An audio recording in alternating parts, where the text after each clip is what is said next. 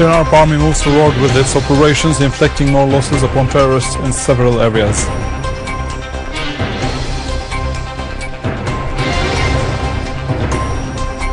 And Syria's UN envoy says the United States should be the first to abide by resolution number 2199 and act through which it could give credibility to its claims of fighting terrorism. Marking the 33rd anniversary of the open strike in occupied Golan, our people in Golan affirm determination to adhere to the motherland.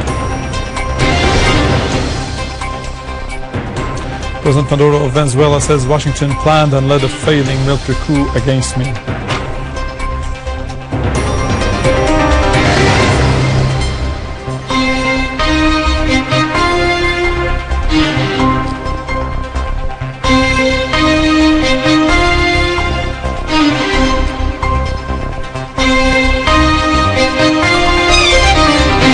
Good afternoon, this is news in English from the Syrian Arab Television in Damascus.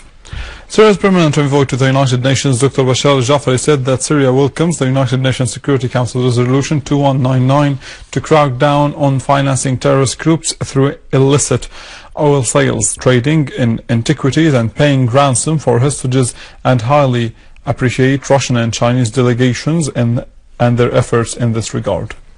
Al-Jafari, during a joint press conference with the Iraqi envoy to the United Nations, said that the United States should be the first to abide by this resolution and act through it, which would give it the credibility to its claims that it is actually combating terrorism.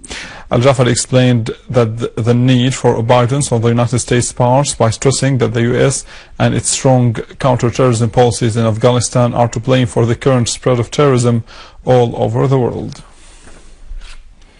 This resolution is the most comprehensive resolution aiming at combating terrorism, in particular the terrorism perpetrated by the gangs of Daesh and Jabhat al-Nusra, al-Nusra Front in English.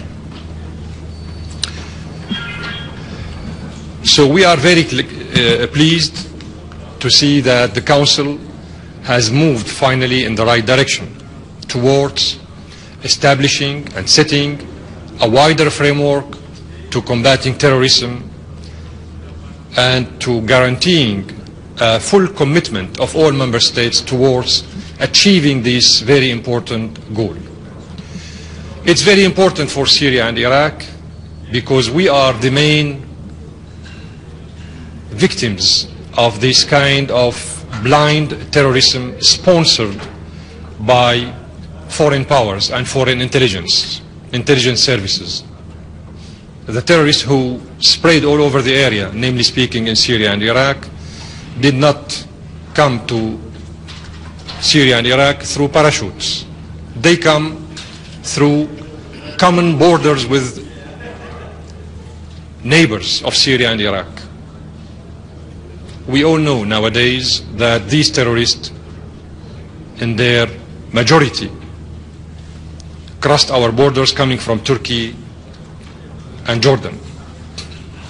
It's really unfortunate that Jordan, which is a member of the Security Council, has allowed for years a policy of training, sponsoring, and sending terrorists through their common border with Syria to inside Syria. So the Jordanian authorities saw finally the terrorism in Raqqa and Mosul in Iraq, but they did not see the terrorism coming through their own borders inside Syria and Iraq. Syria welcomes the adoption of the Security Council Resolution 2199. As Iraq did, and highly appreciates the initiative of the Russian Federations and the Chinese delegation in their efforts in this regard. This resolution complements important aspects that have not been sufficiently focused on in the previous Security Council resolutions concerning combating terrorism. Resolution 2199 imposes strong and clear commitments on all the states supporting terrorism in both Syria and Iraq, and those commitments are related specifically to oil trade, gas trade, trafficking in cultural heritage items, in addition to preventing terrorist organizations from acquiring manpads. In the same context, Moscow expressed hope that the United Nations Security Council 2199 concerning halting the finance of terrorist groups would be strictly implemented. The Russian Foreign Ministry said that the resolution, which was proposed by Russia, became an active contribution to intensify collective efforts to confront the danger of terrorism and enhance the role of the United Nations Security Council. The ministry added that the international cooperation in combating terrorism should be based on the principles of international law, away from politicizing and double standards. Earlier, the United Nations Security Council unanimously adopted a Russian proposed resolution that calls for pulling the plug on funding terrorist organizations, including ISIS and Jabhat al-Nusra. The resolution 2199 incriminates anyone buying oil from ISIS, Jabhat al-Nusra and other extremist organizations with links to al-Qaeda, demanding that those involved in such activities be brought to justice. The Turkish authorities announced that 3 people, including a policeman, was wounded near a checkpoint for the Turkish security forces on the Syrian borders. The explosion coincided with another that took place in front of Erdogan's party headquarters in Istanbul, but no injuries were reported. Meanwhile, the Turkish Cumhuriyet newspaper disclosed that the Turkish forces supported the terrorist groups during their attack against the village of Kasab in Latakia countryside last year.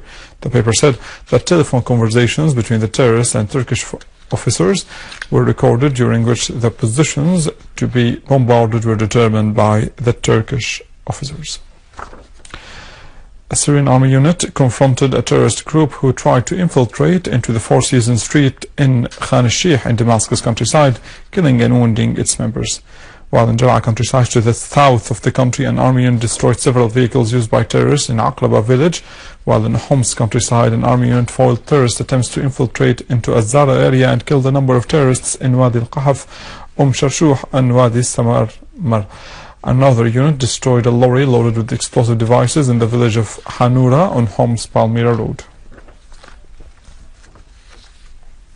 Deputy Commander-in-Chief of the Army and the Armed Forces, Defense Minister Fahad Jassim Lefrej, affirmed that Syrian Arab Army will press ahead with the crackdown against terrorist organization until terrorism is conquered.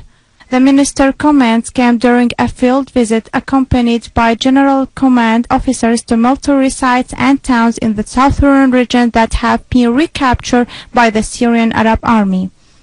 General Al-Fraj, who listened to detailed accounts by the combatants on large-scale military operation in Damascus countryside, Quneitra and Daraa, hailed the Army's successive military wins being made in the southern region. He indicated that the battle with terrorism is one that fought on behalf of all peoples who are defending their nations. United Nations Special Envoy to Syria Staffan de Mistura asserted that the political solution is the only way out of the crisis in Syria and that President Bashar al-Assad is part of the solution. After his meeting with Austrian Foreign Minister Affairs Sebastian Kurz, de Mistura said that ISIS is the only side that benefits from the lack of a solution in Syria, describing ISIS as a monster that wants the conflict to continue so that it can exploit it. President Assad, I saw him the other day. I will continue, I hope, to see him. There is an important dialogue that we need to have. He is still president of Syria. There is a government there. There is a large part of Syria which is under the control of the Syrian government. And I will continue having very important discussions with him because he is part also of the solution.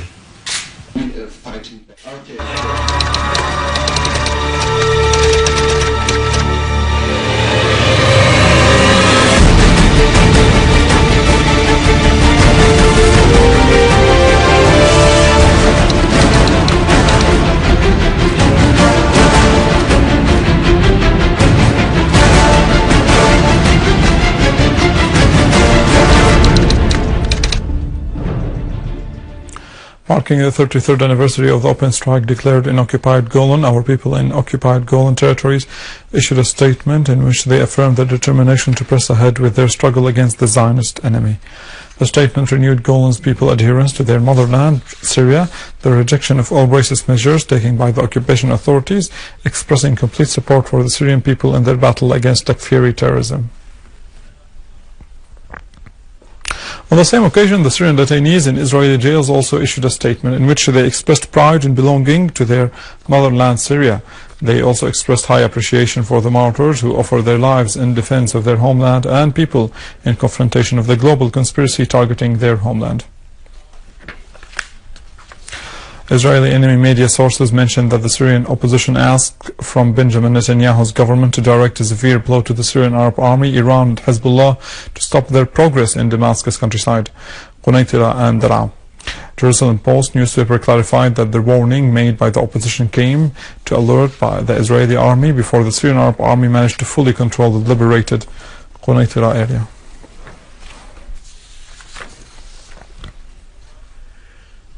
Assistant Regional Secretary of Ba'ath Arab Socialist Party affirmed the need for European countries to adhere to the international resolutions on combating terrorism and stop using the double standards policies through fighting terrorism in the region and supporting it in Syria.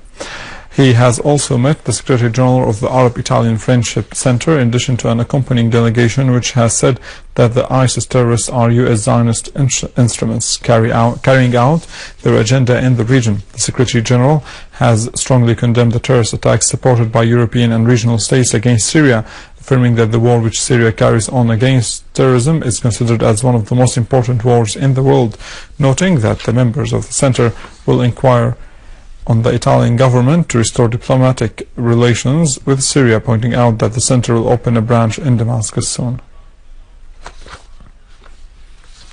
The Czech President Miloš Zeman stressed that the Brotherhood is the organization that's adopting terrorism elsewhere, while Al-Qaeda terrorists are members in the Muslim Brotherhood organization, as well as, on the other hand, the Czech Foreign Minister emphasized that the West's history is full of hundreds of years ago, as well as minorities' prosecutions in the West and attacking South America, criticizing the proud and arrogant policy of the West, as they are responsible for both world wars in the last century, which have killed dozens of millions.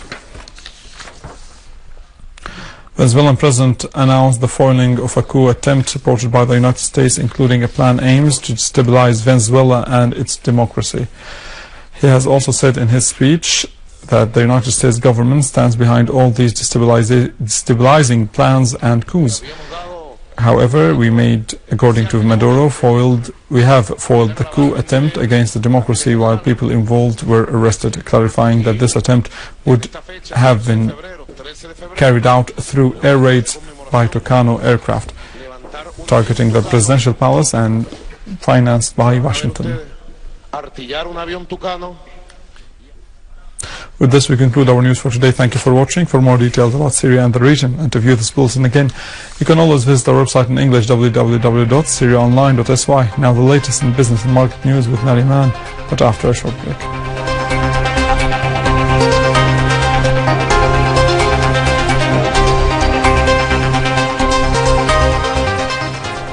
Ladies and gentlemen, good afternoon.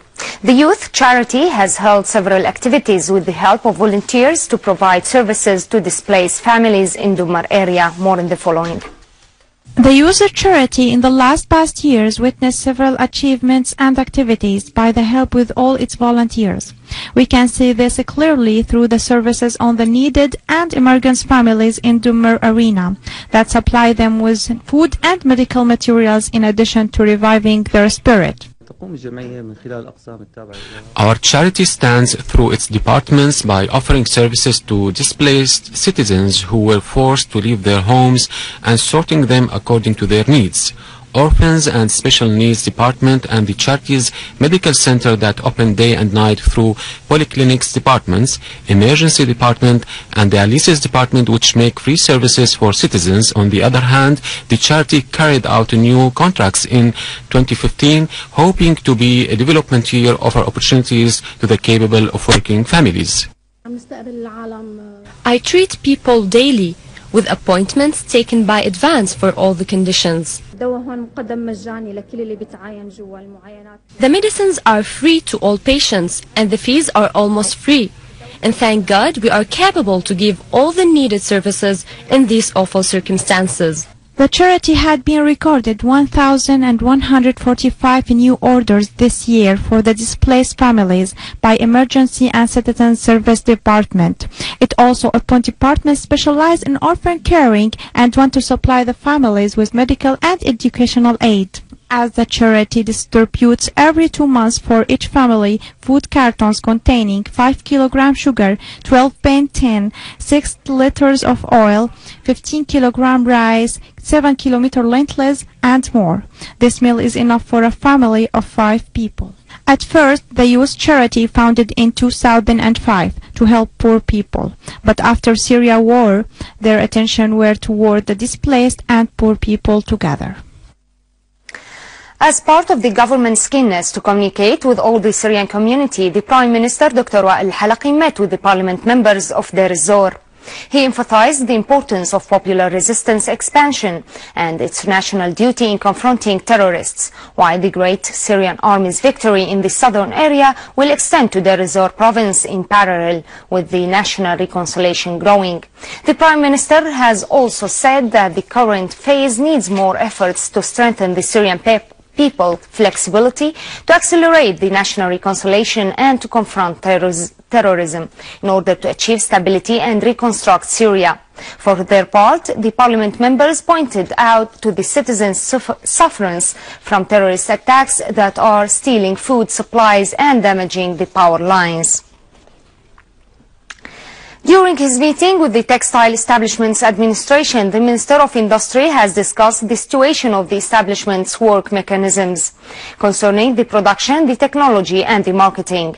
The Minister has stressed the necessity of the industrial establishment's role in assessing the work's results and in helping getting over the obstacles and problems. He has also asked the establishment's administration to deal with the redundancy, whereas the director of the establishment, for their part, has referred to the obstacles facing them, such as the lack of cottons which are being supplied to it due to the current circumstances. And now over to some main currencies exchange rates according to the bulletin of the Central Bank of Syria.